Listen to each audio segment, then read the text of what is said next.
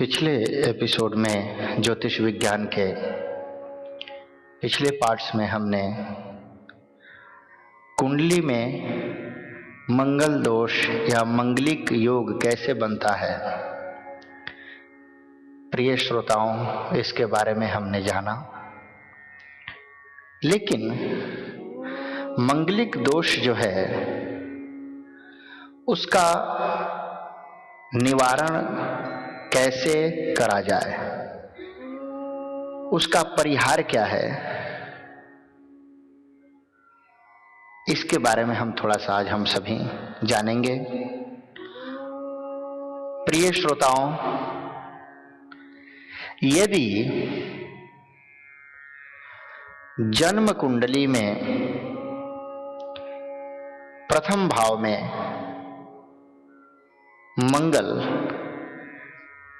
मेष राशि का बैठा हो, द्वादश स्थान में द्वादश भाव में धनु राशि का बैठा हो और चतुर्थ स्थान में वृश्चिक राशि का बैठा हो एवं सप्तम स्थान में मीन राशि का बैठा हो तथा अष्टम स्थान में कुंभ राशि का अगर मंगल बैठा हो तो यहाँ पे मंगलिक दोष कुंडली में नहीं होता,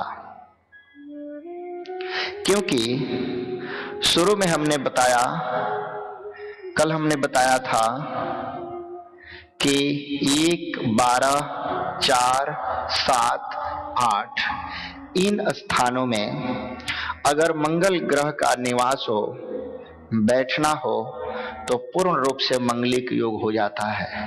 लेकिन अभी जो हमने बताया कि इन जैसे सप्तम स्थान में अगर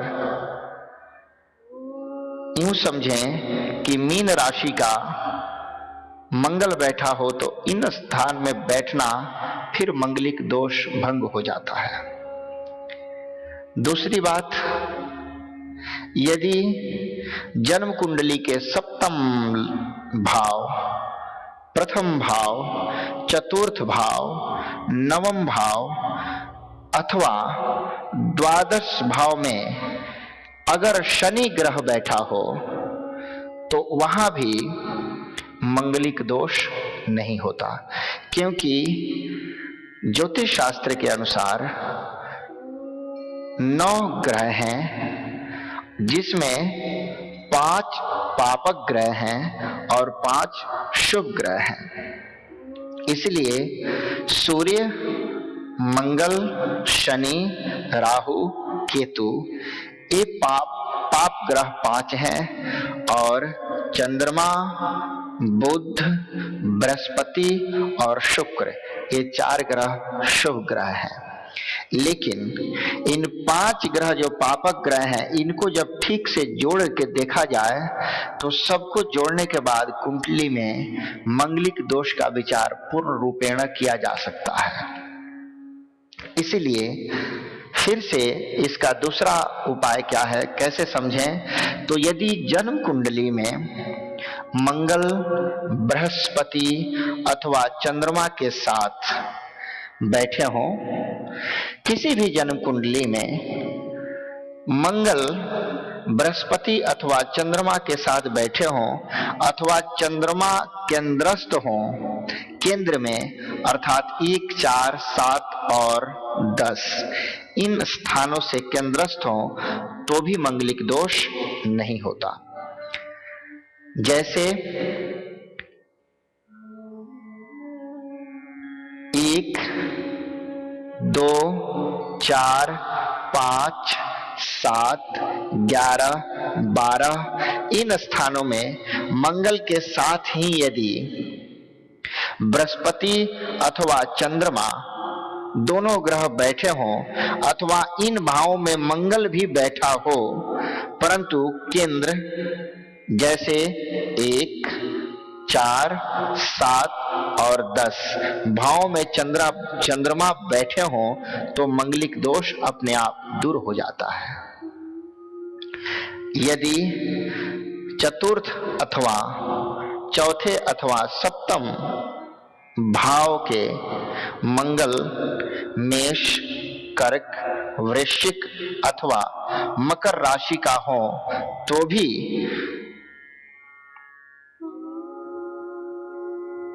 मंगलिक दोष रहित कुंडली बन जाती है। प्रिय श्रोताओं, यहां पे भी मंगल दोष नहीं होता।